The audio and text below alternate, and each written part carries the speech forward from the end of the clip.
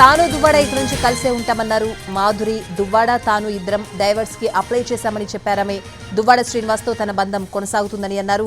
దువ్వాడ శ్రీనివాస్ తనకు అండగా ఉన్నారని, ఆయనతో భవిష్యత్తులో కలిసి ముందుకు వెళ్తానంటున్న మాధురితో మా ప్రతినిధి Naidu face to face. Duvvada Srinivas కుటుంబంలో నెలకొన్నటువంటి వివాదాలకు సంబంధించి ఇప్పటికే గత 3 రోజులుగా కూడా రాష్ట్ర వ్యాప్తంగా హాట్గా చర్చ నడుస్తూ ఉంది. ముఖ్యంగా దువ్వాడ ఫ్యామిలీలో ఏం జరిగింది ఏంటనేది మనకందరికీ కూడా తేటతెల్లమవుతుంది మీడియా ద్వారా. అయితే దీని అంతటికీ క్రియాశీలకమైనటువంటి కీలక వ్యక్తి ప్రస్తుతం మనతో పాటు ఉన్నారు. ఆ ఆరోపణలు ఎదుర్కొన్నటువంటి దివ్వల మాధురి గారు. అసలు ఈ ఎపిసోడ్కి ఒక ముగింపు ఉందా? అసలు ఈమె ఒకటి చెబుతా ఉంది, దువ్వాడ శ్రీని గారు ఈమెతో ఏకీవేస్తున్నారు.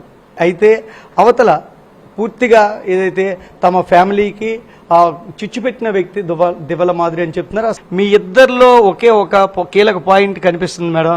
ఆయన నేను డైవర్స్ ఇస్తారు, కాలం నిర్ణయిస్తుంది మాధురి గారితో నా జీవితం ఏంటనేది. మీరు కూడా మొన్న అన్నారు దైవేచ్ఛ కాలమే నిర్ణయిస్తుందని. మీరేం చేయబోతున్నారు? ఏమిటి ఇన్ని ఎలిగేషన్స్ వచ్చాక ఇంకా ఇప్పుడు మీరే అన్నట్టు ఇంకా ఇది సైడ్ ట్రాక్ అని చెప్పిన తర్వాత అందరూ ఇదే అనుకుంటారు కాబట్టి అందరూ తప్పుగా మీరు అనుకుంటున్నారు. కానీ మరి ఇన్ని ఎలిగేషన్స్ వచ్చాక మరి అప్పుడు అతను ఈ ఏజ్ లో ఒంటరిగా అయిపోయిందో డైవర్స్ ఇచ్చాక మరి మేము మా హస్బెండ్ కూడా నేను డైవర్స్ తీసుకున్న తర్వాత ఇరు వర్గాలు మరి కలిసి ఉండాలని డిసైడ్ అయ్యామని చెప్తున్నాం కదా.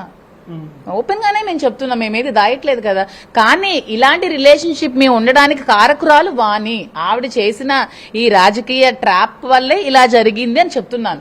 రాజకీయంగా ట్రాప్ చేశారు మేడం, కానీ మీ ఇద్దరు కలిసి ఉండాలని ఏ భార్య కోరుకోదు కదా. మిమ్మల్ని ట్రాప్ లో కోరుకుంటది ఈ రకం మహిళ ఈ స్త్రీ ఇప్పుడు కూడా భర్త కావాలని కోరుకోవట్లేదు, ఆమె ఆస్తి కావాలని కోరుకుంటుంది. అర్థమై ఉండాలి మీకు ఆవిడ క్యారెక్టర్. ఇప్పుడు కూడా నా భర్త కావాలని కోరుకునేది భర్తను తీసుకుని ఆమె ఇంటికి వెళ్లేది. మీ ఆస్తులు రాయండి అని అడిగేది కాదు. ముందు భర్తతో ఉండాలని కోరుకుని స్త్రీ తర్వాత ఆస్తులు రాయించుకోవాలి. నువ్వు నాకు అందరి ముందు చెప్తుంది కదా మీడియా ముందు, నాకు డైవర్స్ ఇచ్చివ్వనండి, నాకు ఇల్లు రాసిమ్మనండి, ఇల్లు నాది అని చెప్తుందంటే అక్కడ కూడా మీరు అర్థం చేసుకోండి. ఆవిడ మెంటాలిటీ అర్థం చేసుకోండి, ఆవిడ క్రుయాలిటీని అర్థం చేసుకోండి, ఆవిడ నా పసిపిల్లల మీద మాట్లాడిన మాటలు మీరు అర్థం చేసుకోండి, ఆవిడ మెంటాలిటీ అర్థం చేసుకోండి. ఎప్పుడైనా వాయిస్ మనం ఈజీగా ఎవరి మీద మాట్లాడడం చాలా ఈజీ, ఆ వర్డ్స్ బ్యాక్ తీసుకోవడం చాలా కష్టం. నిన్న ఎక్కడో నేను ఆస్ట్రేలియాకి వెళ్ళిపోతాను అని కూడా వెళ్ళిపోతాను అంటే ఆవిడ నేను నా రాజకీయ లబ్ధి కోసమే నేను మాధురి జీవితాంతో ఆడుకొని నా టికెట్ కోసం ఆవిడని పావులాగా యూజ్ చేసుకుని నేను టికెట్ సంపాదించుకుని రాజకీయాలు చేయాలనుకున్నాను.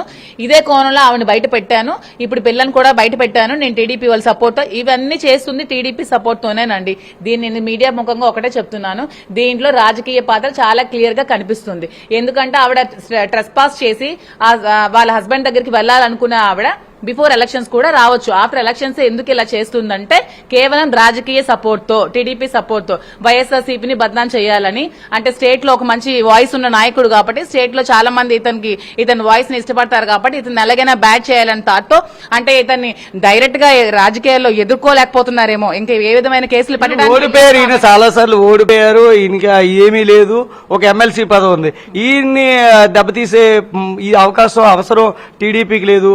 అయితే మీ ఇద్దరు బంధాలు గత 5 సంవత్సరాలు దెబ్బతీసే ఆలోచన లేకపోతే అతని మీద కేసులు పెట్టరు, అక్రమంగా కేసులు బనాయించరు, అతని క్వారీ ఇప్పుడు ఆపేరు, అతని పోర్టులోని బిల్స్ ఆపేరు. ఇవన్నీ చేయాల్సిన అవసరం లేదు కదా. ఇవన్నీ రాజకీయ కార్యక్రమాలు, రాజకీయ కుట్ర ఇందులో నడుస్తుంది కాబట్టి గత 3 రోజుల నుంచి విజయవాడ ఇష్యూని కూడా అది జనాలకు తెలియకూడదనే ఈ మాధురి ఇష్యూ, ఈ శ్రీనివాస్ ఇష్యూని మీడియా గత మూడు రోజుల నుంచి కంటిన్యూస్ గా ఇంకొక టాపిక్ లేకుండా చూపిస్తుంది. ఇందులో ఓన్లీ అంతా మొదటి నుంచి 2 years నుంచి రాజకీయ కాంక్ష కనిపిస్తుంది. నేను కూడా ఈ రోజు నోటీస్ పంపిస్తున్నాను, అతను కూడా ఆల్రెడీ నోటీస్ పంపిస్తున్నారు. పంపించాక మరి ఇంకా కలిసి ఉందామని నిర్ణయం తీసుకుంటున్నాం. మరి ఇంత జరిగాక ఈవిడంత రోడ్డు పాలు చేసిన తర్వాత గత 3 రోజుల నుంచి బయటకు కూడా వెళ్ళలేని స్థితిలో ఉన్నాను. ఇప్పుడు నేను మామూలుగా నార్మల్ గా ఉన్నా కూడా ఎవరు నమ్మే స్థితిలో, ఎందుకంటే మనం ఏదో అమెరికన్ కంట్రీస్ లో లేవండి, నార్మల్ ఒక పల్లెటూరు కాదు, ఒక సిటీ కాదు, ఇలాంటి ప్లేస్ లో ఉన్నప్పుడు ఇప్పుడు నేను పర్ఫెక్ట్ గా ఉన్నానన్నా కూడా ఎవరు నమ్మే సిచ్యువేషన్ లో లేరు. నిన్న శ్రీని గారు ప్రెస్ మీట్ లో కూడా ఆయన చెప్పారు నేను విడాకులకు అప్లై చేస్తున్నాను. ఈ రోజు ఈమె కూడా తెగేసి విషయాన్ని అయితే చెప్పారు, తన భర్తకి నేను కూడా విడాకులు ఇస్తున్నాను, మా బంధం మరింత పటిష్టంగా ఉండబోతుంది, జీవితం కలిసి ఉండే అవకాశం కూడా ఉంది అనే విషయాన్ని అయితే మాధురి చెప్తున్నారు. అయితే రాజకీయ కాంక్షతోనే ఈ ఆరోపణలు చేయడంతోనే మా బంధం ఇంతగా బలపడింది అనే విషయాన్ని కూడా ఇవి చెప్తున్నారు. రాజకీయాల్ని వ్యక్తిగత జీవితాలని ముడిపెట్టవద్దు దయచేసి అని కూడా ఆవిడ అప్పీల్ చేస్తున్నటువంటి పరిస్థితి అయితే కనిపిస్తుంది. ముఖ్యంగా నాకు క్షమాపణ కానీ పిల్లల విషయంలో మాట్లాడిన మాటలకు చెప్తే తాను ఆస్ట్రేలియా కూడా వెళ్ళిపోవడానికి సిద్ధంగా ఉన్నానని కూడా ఆవిడ మనతో చెప్తున్నారు. కెమెరా పర్సన్ సురేష్తో విఎస్ నాయుడు, ఎన్టీవీ.